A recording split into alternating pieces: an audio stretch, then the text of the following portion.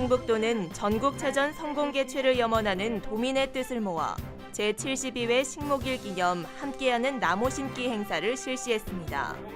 이번 행사는 이시종 지사, 충주 시민과 도내 단체 등 500여 명이 참석한 가운데 충주시 목행동에서 진행됐습니다. 나무 심기 행사에서는 6헥타르의 왕벚나무 1,400여 본을 식재하고 내나무 갖기 캠페인의 일환으로 대추나무, 매실나무 등을 무료로 나눠줬습니다. 도 관계자는 나무를 심는 일은 미래의 소중한 숲을 더욱 풍요롭게 만드는 행복한 선택이 될 것이라며 도민의 적극적인 참여를 당부했습니다.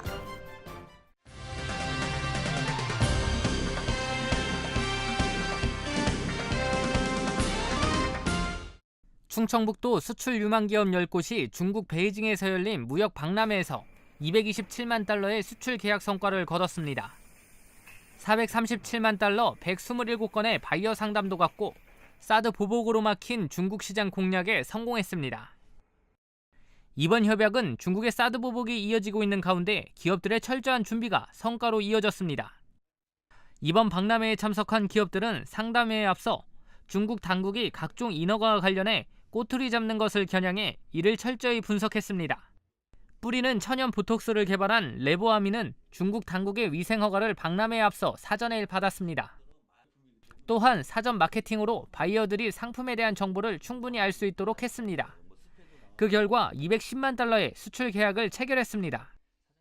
중국 시장을 접근하려면 정말 준비 철저히 하셔야 되고요. 보통 3, 4년 정도 준비를 철저히 해야 되고 거기에 대한 시장 파악도 해야 되고 또 특히 화장품 쪽이니까 특히 위생허가 정도는 무조건 나와 있어야 됩니다. 그리고 위생허가도 필히 준비를 해야 되고 실질적으로 저희가 북경 박람회를 참석을 해본 결과 그렇게 저희 TV에 본 것처럼 피부 속에 그렇게 사드 문제는 와닿지는 않았었거든요. 근데 실질적으로 다니는 사람들은 한국 제품이다 하고 손 끌고 도망가는 사람도 있고 또 어떤 분들은 관계없이 미용하시는 분들은 관계없이 앉아서 제품 사가시는 분도 있고 크게 중요치 않다고 봅니다. 이외에 다른 기업들도 중국의 비관세 장벽인 각종 인허가를 넘는 데 주력했습니다. 특히 기업들은 중국의 반감을 줄이기 위해 대량 수출보다는 소량 다품종으로 승부수를 띄운 것도 주요했습니다. 사드 관련 영향이 있어서 전시회 주최 측에서 많이 경비도 많이 신경을 썼는데 실제로 현장에 가봤더니 중국 바이어들이 꺼리낌 없이 중국 부스를 많이 방문을 했고 화장품이라든지 그런 우리 충청북도가 밀고 있는 그런 여러 가지 제품들이 있는데 특히 보건식품이라든지 이런 거는 사전에 위생 허가를 받아야지만 진출하고 그전에는 중국이 많이 봐줘서 그냥 자연스럽게 그냥 나갈 수가 있었는데 지금은 반드시 중국의 허가를 받아야 되는 그런 상황이 됐고요. 여기에 맞춰서 우리 충청북도도 인증이라든지 관련된 제품이 나갈 수 있도록 그런 인증 부분이라든지 그런 부분에 대한 지원을 더욱 확대할 그런 계획을 가지고 있습니다. 한편 충청북도는 이번 박람회에서 기업들과 함께 공동 홍보 부스도 마련해 해외 마케팅도 벌였습니다. CBI-TV 신국진입니다. 충북도는 4월 1일부터 2일까지 제17차 산불 제로 작전을 추진합니다. 도는 청명과 한식 직전 주말에 산불 발생 위험도가 매우 높을 것으로 예상돼 제17차 산불 제로 작전을 펼칠 계획입니다. 도는 11개 시군 공무원, 산불 감시 인력 등이 참여해 등산객과 성묘객을 대상으로 한 순찰과 계도를 강화하고 농촌 지역 논밭두렁 소각 행위를 단속할 방침입니다. 또 무인 감시 카메라와 산불 감시 초소를 이용한 관찰도 강화하고 읍면동 사무소에서는 산불 취약자를 대상으로 책임 감시도 실시할 예정입니다. 제천 국제한방 바이오산업 엑스포 조직위가 엑스포 단체 관람객 유치를 위해 공식 여행사를 공개 모집합니다.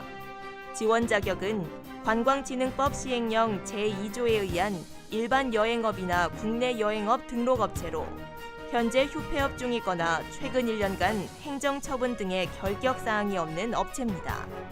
공식 여행사로 지정된 업체는 엑스포 홍보와 관람객 유치 목적에 한해 엑스포 공식 휘장 사용권이 지원되며 엑스포 공식 홈페이지 링크 홍보 등을 할 수 있습니다. 신청서는 오는 4월 21일까지 우편 또는 방문을 통해 엑스포 조직위로 제출하면 됩니다. 알림마당입니다. 충북 소비자 심리지수가 5개월 만에 상승했습니다.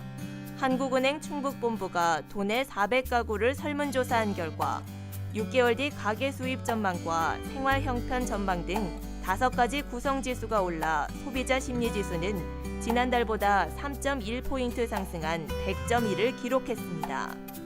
소비자 심리지수가 100보다 높으면 앞으로 소비지출 전망 등을 긍정적으로 보는 응답자가 더 많다는 뜻입니다. 충주, 진천, 음성, 오송 등이 유치에 나섰던 도로공사 충북본부가 진천으로 결정됐습니다. 한국도로공사는 중부와 중앙고속도로 등을 담당하기 위해 오는 7월 대전 충청본부에서 분리되는 충북본부를 진천에 설립할 것으로 알려졌습니다. 진천은 혁신도시와 청주와의 접근, 직원들의 정주 여건 등과 관련해 높은 점수를 받은 것으로 알려졌습니다. 충주시가 농식품 수출 농가 물류비 지원을 대폭 확대합니다.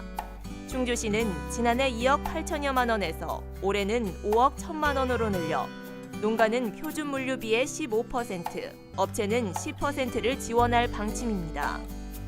충주에선 지난해 사과를 비롯해 복숭아, 배추, 단호박, 계란 등 신선 농식품이 수출됐습니다. 조류 인플루엔자와 구제역 여파로 휴장했던 청주 동물원이 넉 달 만에 재개장합니다. 청주시는 지난해 12월부터 휴장한 청주 동물원을 오는 31일부터 재개장한다고 밝혔습니다. 그러나 고병원성 AI 여파로 조류 관련 시설 관람은 계속 제한되며 동물원 소독과 차량 통제도 계속됩니다.